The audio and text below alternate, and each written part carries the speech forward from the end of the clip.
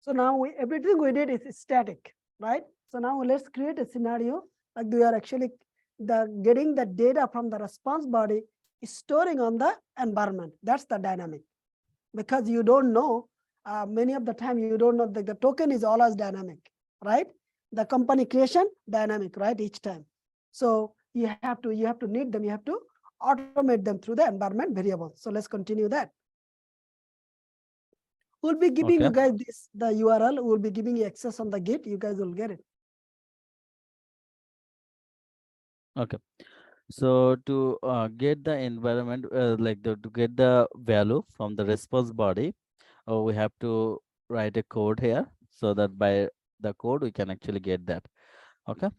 So now what you can do, if we go here, if we take a quick look on our environment from here, we can see that we have only one variable, that one we created manually, the base URL, and we give the value. Okay. So now what we do, we will just write down a code here so that we can just get the value from there. Okay. So for that, first of all, we have to declare a variable var, and give that variable name here. Okay, equal to, then we are going to actually store the response body, the whole response body, into the parse mode, because this whole response body into inside in a object. Here you can see open curly braces and the close curly braces inside this object. So we have to break it down if we want to get any information from this JSON object. Okay, so what you can do, you can use the JSON, okay, dot, then parse, there is a function or method, we can say parse, and then give the parenthesis. Inside the parenthesis, we just simply call the response body. Okay, so after that, what we are going to do, we are going to just here, from here we have like a code, set an environment variable. We can click here, and here from here we can get this easily, pm environment dot set. So in the set, this is a parameterized function. Inside this, we have to pass two arguments. One is we have to give the variable key or variable name, whatever we say, we have to give the variable name. So let's say I give the variable name here, like company underscore ID underscore number. So this is the my variable name, like this, base URL. Okay, the name I put here. Then I want to store the value, right? So here whatever I will give the value here, okay, it will store the value here. So okay, let me show you from here first. If I write here like 100, okay, let's say if I type here 100, and now if I go to the body and change the information so that you will understand better. Now if I send the request, let me send it again. Okay, it's created. And if I go to the quick look, here you can see 100, right? But don't want to get the 100 here. I want to get here, actually whatever I will get here into the company ID, I Exactly. want to get this number. Okay, so for that, actually I cannot give the information inside this double quotation. What I have to do, I have to remove this. Okay, I have to call this one.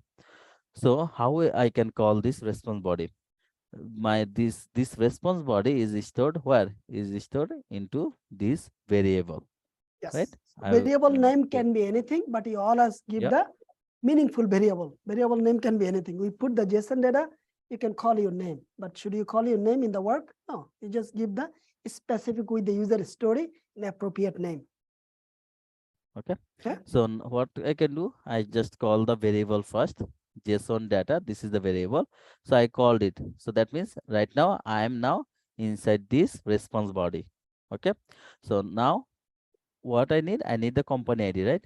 So before I go to the company ID, here I can see I have another one, that one is the data object, right? Yep. So first of all, I have to go inside the data.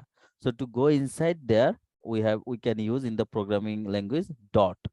Okay, so JSON data is the whole response body, then dot, then I am going to enter the data. Okay, then press another dot, then I can get the company ID. So just give exactly company underscore ID, exactly the key name. or the field name. Okay, so now if I save this, okay, now let's go to the body again and change the information.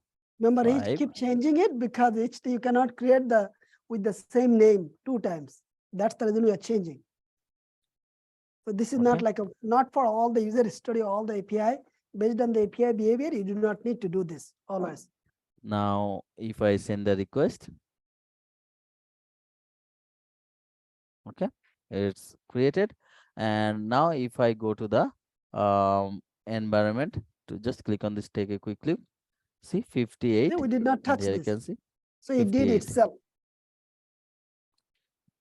So it Okay, did if exactly itself the whole thing. yeah, if we want to, let's say if we want to also store the company name, okay, so just simply put here, paste here, and just change the variable name. So let's say I want this is the variable name, company name. Okay, or just I'm to differentiate, just company name like this, and then JSON data dot data, then just change the key information. So the key information is company underscore name. So just give the exactly company underscore name. Okay, now save it, change this, and then send the request.